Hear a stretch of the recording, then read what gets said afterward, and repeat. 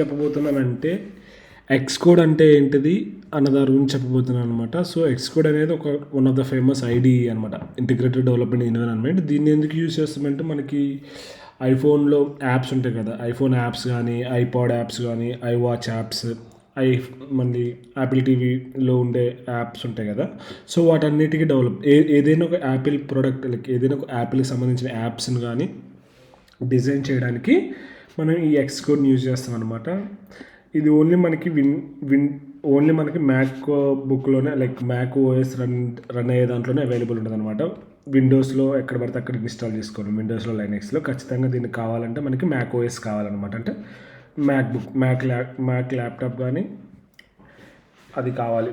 IMac ఉంటాయి కదా, అవి ఖచ్చితంగా కావాలన్నమాట. లేకపోతే మనం ఏదైనా ఓఎస్ వేసుకొని అందులో అయినా వేసుకోవచ్చు. ఖచ్చితంగా అయితే మ్యాక్ ఓఎస్ అయితే కావాలన్నమాట.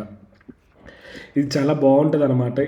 ఇది చాలా అడ్వాన్స్డ్ ఉంటుంది మిగతా వాటన్నిటికంటే. ఇప్పుడు మనకి ఆండ్రాయిడ్ యాప్స్ డెవలప్ చేయడానికి ఆండ్రాయిడ్ స్టూడియో ఎట్లా ఉందో, ఇది కూడా అది ఇంటెలిజబుల్ కంపెనీలు తయారు చేస్తారు. ఇక ఇది XCode వచ్చేసి ఏంటంటే యాపిల్ టీమే డెవలప్ చేసుకుంటుంది అనమాట. ఇది చాలా ఫాస్ట్ ఉంటుంది, చాలా బాగుంటుంది అనమాట. కంపేర్ టు ఆండ్రాయిడ్ స్టూడియో ఎక్కువ ఆప్షన్స్ ఉంటుంది అండ్ చాలా ఫాస్ట్గా అవుతుంది అనమాట. అండ్ అట్లే మనకి ఇట్లా మన ఐఫోన్స్ ఉంటాయి కదా, ఇలా సిమ్యులేటర్స్ కూడా క్రియేట్ చేసుకోవచ్చు అనమాట. ఇలా సిమ్యులేటర్స్ క్రియేట్ చేసుకోవాలి. మనం ఏదైనా మన యాప్ డెవలప్ చేస్తే దాన్ని టెస్టింగ్ చేసుకోవచ్చు కదా.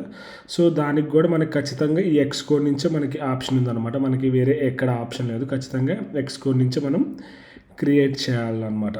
ఇట్లా మనకి ఏ సిమ్యులేటర్ కావాలనుకుంటే, లైక్ ఇప్పుడు ఐఫోన్ 13 Pro Max వచ్చింది కదా, అక్కడి నుంచి మనకి iPhone 5 ఏ వర్షన్ కావాలన్నా చేసుకోవచ్చు అనమాట. చాలా స్పీడ్ ఉంటాయి అండ్ చాలా బ్యూటిఫుల్గా ఉంటాయి అనమాట. ఇవి లైక్ ఐఫోన్ ఎంత బ్యూటిఫుల్గా ఉంటుందో ఇది కూడా యాస్టీగా సేమ్ అదే లుక్ ఇస్తుంది అనమాట. అండ్ దీన్ని డౌన్లోడ్ చేసుకోవాలంటే ఎట్లంటే మనకి ఇక మామూలుగా మనకి స్టోర్లో ఇటు యాప్ స్టోర్ ఉంటుంది కదా. సో యాప్ స్టోర్లో మనకి XCode అని ఉంటుంది అనమాట. మనం సెర్చ్ చేసి XCode అరౌండ్ 13 GB ఉంటుంది.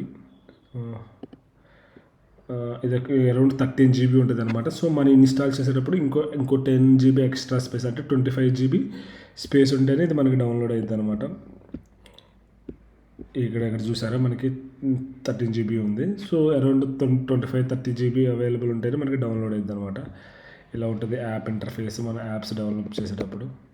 మామూలుగా మనం యాపిల్ ప్రోడక్ట్స్ అన్నీ either Objective-C or Shift-3 or 4తో మనం డెవలప్ చేస్తుంటాం అనమాట. ఈ స్క్రీన్ షాట్స్ ఇట్లా ఉంటాయి డెవలప్మెంట్ చేసే ఎన్విరాన్మెంట్. ఇది నేను ఆల్రెడీ డౌన్లోడ్ చేసా. లైక్ ఇది ఓపెన్ చేస్తే ఇలా ఉంటుంది. మనం ఏదైనా ప్రాజెక్ట్ ఓపెన్ చేసుకొని మనం రన్ చేసుకోవచ్చు. ఒకవేళ మనకి ఏదైనా కావాలనుకుంటే ఇక్కడ మనకి సిమ్యులేటర్స్ ఉంటాయి. ఓపెన్ డెవలపర్ టూల్లో సిమ్యులేటర్స్ ఉంటాయి అనమాట. ఇక్కడ సిమ్యులేటర్స్ కాడ మనకు కావాల్సిన సిమ్యులేటర్ని ఓపెన్ చేసుకొని రన్ చేసుకోవచ్చు. ఆల్రెడీ ఇది ఓపెన్ అయిందని చూపిస్తుంది. మనకి ఏ కొత్తది కావాలనుకుంటే దాన్ని చేసుకొని కరస్పాండింగ్ ఐఫోన్ పెట్టుకొని టెస్టింగ్ చేసుకోవచ్చు అనమాట. అండ్ యాజ్ వెల్ యాజ్ మన యాప్ని మనం ఎదర్ యాప్ స్టోర్లో కానీ, ఏదైనా లైక్ ఐవాచ్లో కానీ ఎక్కడైనా స్టోర్లో సబ్మిట్ చేయాలంటే ఖచ్చితంగా మనకి XCode కావాలన్నమాట. ఇక్కడ మనకి కొన్ని ఇన్బిల్ట్ టూల్స్ ఉంటాయి, ప్రాసెస్ ఉంటుంది.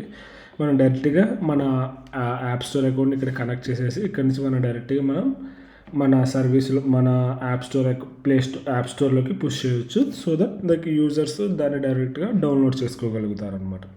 ఆప్షన్ కూడా మనకి ఇక్కడ ఉందండి. మనం మాన్యువల్గా ఏం చేయగల మొత్తం XCodeలో మనకి ఆ ప్రాసెస్ మొత్తం ఉంటుంది అనమాట.